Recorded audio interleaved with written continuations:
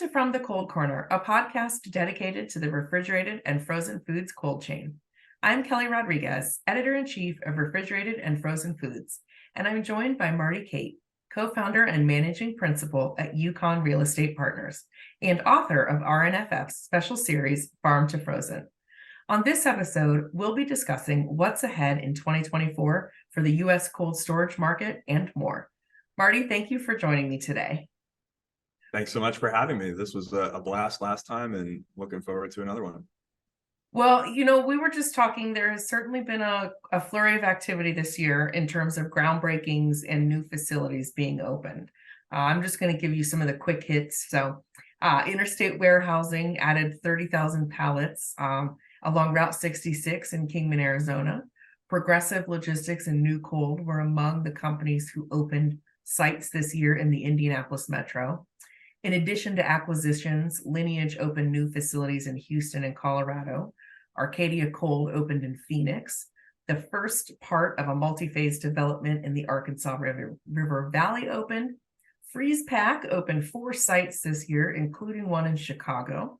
And there have been groundbreakings throughout the U.S. this year on cold storage projects in markets including Kansas City, Mississippi, Houston, Charleston, Wilmington, and the list goes on. And of course, that's just in the U.S. because this week alone, Lineage Logistics announced the expansion plans for locations in Canada and New Zealand. So I know that was kind of a long list, but what stands out to you from this year? Yeah, and I think that's only a partial list, but it's an exciting list. It's a big list. It's a bigger list than we've ever seen. I think we've been thinking about this a lot lately. To me, it seems like the projects that were delivered this past year were also the most kind of varied in thesis and application, size, ideologies, and I think the current kind of last 5 to 7 years, sort of this current cycle of cold storage construction, it seemed to start with everyone, I don't want to say copying, but modeling Hunt Southwest's building in 2019. That was in Fort Worth. It really was a prototype that became kind of a prototype by default. It was 300,000 feet or so, 50-foot clear. I think they use Alta refrigeration, I'm pretty sure. And that sort of became the prototype for the better part of kind of 2 years. And then it seemed to me like developers and owner users started to diverge a bit and experiment. And that's been fun to watch. We saw 2 smaller format buildings pretty much across the street get delivered in Massachusetts. They're less than 100,000 feet. We saw mobile racking be utilized. We saw buildings designed for multi-tenanted situations. And so these things, I don't think they weren't contemplated before. And so I'm just excited to see, as these buildings get delivered, they've gotten delivered as they get filled up with, food and product, to see, what shakes out and what is there a prototype? Is there something that really is starting to or trending to work better than other formats? And I think, just from kind of an enthusiast perspective on the outside, it's going to be fun to watch. It's interesting that you said that too, because not included in my list, I intentionally left out anything that was just an expansion or an add-on. And that is a whole nother category also too. I also didn't mention retrofits. And I didn't mention just companies that, certainly some of the bigger players this year have gone in and acquired sites or acquired smaller companies. I think that's, if we're talking about, if we're doing the Spotify wrap up of cold storage, there's definitely that trend in construction, but the bigger topic is probably all of the new entrants into the space. Related has an entity now, Arcadia. I mean, there's been a lot of really splashy Envision PR about new entrants, and I think that's really sort of monumental. Americold and Lineage, they have such a stronghold on market share that new entrants really don't need to be that big. They don't need to get to be that big to crack the list of being, the top 5 operator by pallet size. So, and a lot of these, to your point, a lot of these new entrants, they're kind of going about growth in different ways. There's some that are really growing through acquisitions, and some that are growing really from kind of the ground up, starting from zero, and they're doing an incredible and very fast job of growing. So that's going to be really interesting to watch too, because they are, you have to think that they are really competing for a lot of the same customers, and so ultimately this is an incredible thing for our cold supply chain. These customers are going to be treated with, I think, hopefully better customer service. Customer service goes up and price should come down for these guys. Well, so speaking of, the challenges in the coming, 12 to 24 months, if you could take out your crystal ball, I was wondering what you would forecast, in terms of the next year or two when it comes to developing cold storage projects, particularly in the F&B sector. Well, I mean, generally, I'm an optimist.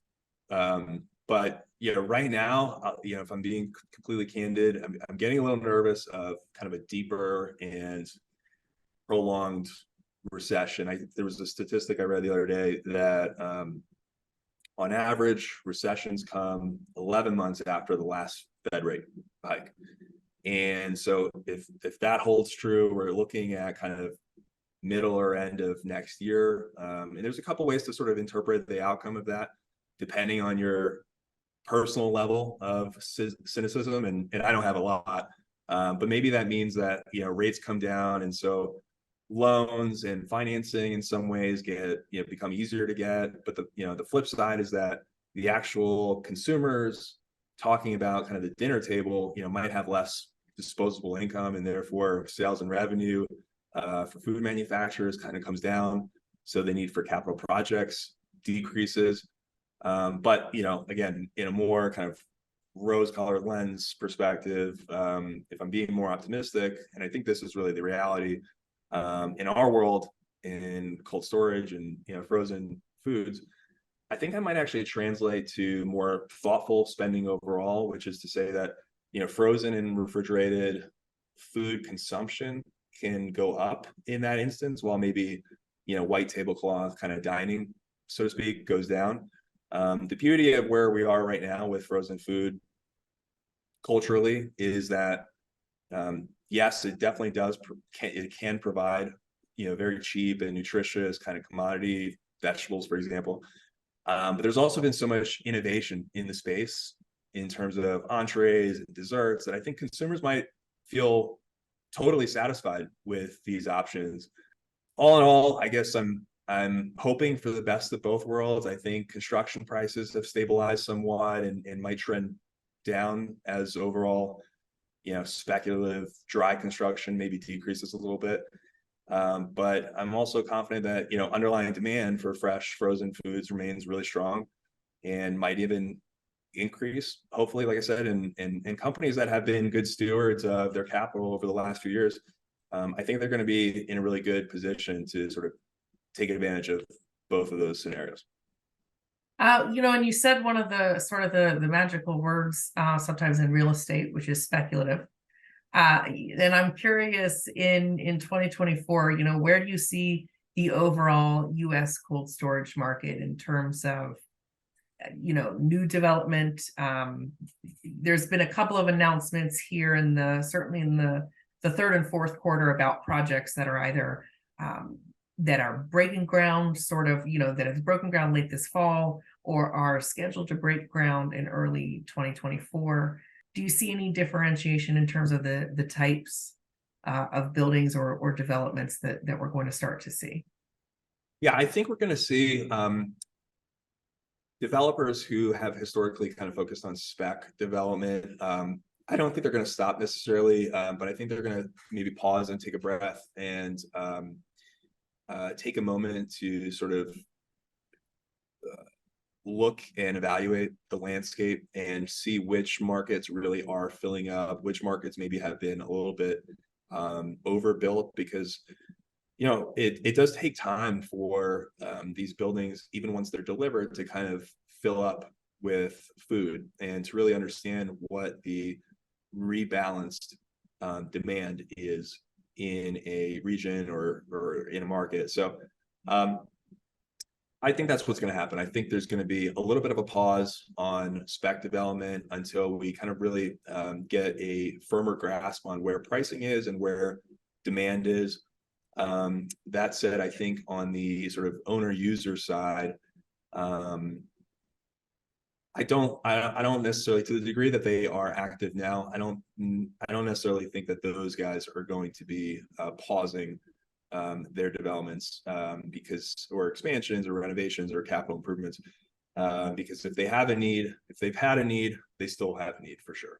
Fresh and frozen foods, it comes in all shapes and sizes now, and I'm just excited and thankful to be, in an industry that has a lot of positive and innovative momentum. Marty, thank you for joining me on From the Cold Corner. For more on the Farm to Frozen series and all things cold and frozen foods, visit rffmag.com.